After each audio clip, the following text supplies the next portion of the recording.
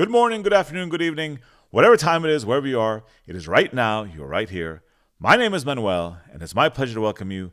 Today is day 34 of the show, and I have to congratulate you for making the best decision of the day to spend some time with me. Let's get started. Yesterday morning, Saturday, February 28th, 2026, I woke up at 7 a.m., checked my phone like most people do these days, and the first thing I saw was that in the middle of the night, the president announced we had launched the long anticipated strike against Iran. That was a hell of a way to start my Saturday. So I did what any normal American would do. I went straight to the den, turned on my TV, opened YouTube, and watched the president's address from while I was sleeping. Then I switched to a news channel to find out what the heck was going on. And I'll be very honest with you. My first reaction wasn't chest thumping or pumping my fist in the air. And it also definitely wasn't panic or catastrophizing. My first thoughts were about our men and women in uniform, praying for their safety. And you know what? That really shouldn't be partisan. That shouldn't be controversial. That should not depend on your party registration. Because if you believe in any kind of God, even a little bit, that should be the first step. And after that, well, I took the only intellectually honest position available at 7:15 in the morning. Wait and see. Because what do I know? What do you know? We're not in the planning sessions. We didn't read the intelligence briefings. We don't know what the Joint Chiefs know. And even if we had every classified document on Earth, guess what? We still can't predict the future. Now, this wholly rational and reasonable first reaction on my part, well, that was not the approach taken by Democrats. Oh, no, no. Within minutes, it was them screeching words and phrases like World War III, catastrophe, no plan, disaster. Ugh, come on, man. It was like someone hit the pre-programmed outrage button, which I'm pretty sure is basically what happened, by the way. And you know how I know that? Because we've seen this movie before. You remember, it wasn't that long ago when Maduro was captured in Venezuela. Yes, it was a totally different scale, a totally different scope, but the reaction by the Democrats was identical. End of the world, reckless, no strategy, World War III. And then you may have noticed there was no World War III. See, here's the problem. When your reaction is identical, regardless of the scale or the stakes or the context, that reveals something very telling. It reveals you're not analyzing events. You're performing. It's all pure performance art from them. But let us be serious at this moment. 900 coordinated strikes in 12 hours does not scream hastily thrown together. What it screams is months of planning, logistics, intelligence, coordination, all leading up to a flawless execution. You don't just wake up in the middle of the night and casually launch a synchronized, overwhelming shock and awe campaign. I mean, who really believes that? But here's where the politics gets interesting. However, before continuing, all right, before making my next point, I want everyone to hear me clearly so there's no misunderstanding. We should never remove the human cost when it comes to military operations. I'll say it one more time. Never.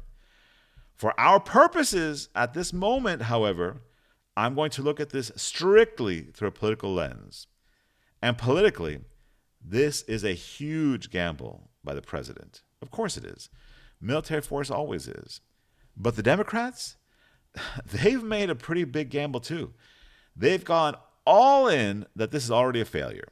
Already. They didn't even wait 5 minutes. They've planted their flag in the ground and said, this will be a disaster. That's pretty damn bold. That's pretty damn confident. It's also pretty damn foolish. Because when this does not spiral into World War III, if and when this results in history-making success that actually strengthens America's position, They've just bet the farm on being spectacularly wrong. Again. And this is what fascinates me. They say there's no plan. How do they know that? They say it was hasty. What? Anyone could see this coming from a mile away. They say it will lead to catastrophe. Oh, really? Did the psychic hotline tell you that? No. Here's the truth. They don't know a damn thing about what will happen tomorrow because none of us do. And that's the point. Their reaction wasn't based on information. It wasn't based on intelligence. It wasn't based on outcomes. It was based on one thing. If Trump does it, they oppose it. Period. Now, hear me very carefully. Dissent is American. We talked about this just the other day. We need dissenting voices. We need skepticism. We need debate. But what we're watching is not thoughtful dissent. It's reflex. It's flabby muscle memory. Trump says yes, they say no. Trump says up, they say down. Trump breathes in, they demand oxygen be banned. And here's the part that really gets me. They've spent months mocking Trump and Secretary Hegseth, painting them as incompetent, reckless, unqualified buffoons. The character is always the same: chaos, stupidity, drunken incompetence. And yet, as the entire world has seen time and again, in just the first year of the second Trump administration, President Trump and Secretary Hegseth have ordered history-making operations executed with unparalleled precision that has shocked the world. History books are literally being rewritten as a result of this. But the Democrat narrative never adjusts, because adjusting would require admitting reality. And reality is inconvenient when your brand is permanent outrage. So here's the deeper issue. If you truly believed this would cause World War III, if you truly believed millions could die, would your reaction be smug sarcasm on social media? Or would it be solemn, cautious, measured? Their tone tells you they don't actually believe their own apocalyptic rhetoric. What is outrageous isn't that they disagree. I'll repeat it again. We need dissident voices. What's disgraceful is that it's all pure theater. It's all performance art with no true convictions or ideology beyond Orange Man bad. Now, let me leave you with a lesson, and this is important. When someone reacts instantly, emotionally, and predictably, every single time, they're not responding to events. They're defending identity. And once politics becomes identity defense, evidence stops mattering. So here's the reframe.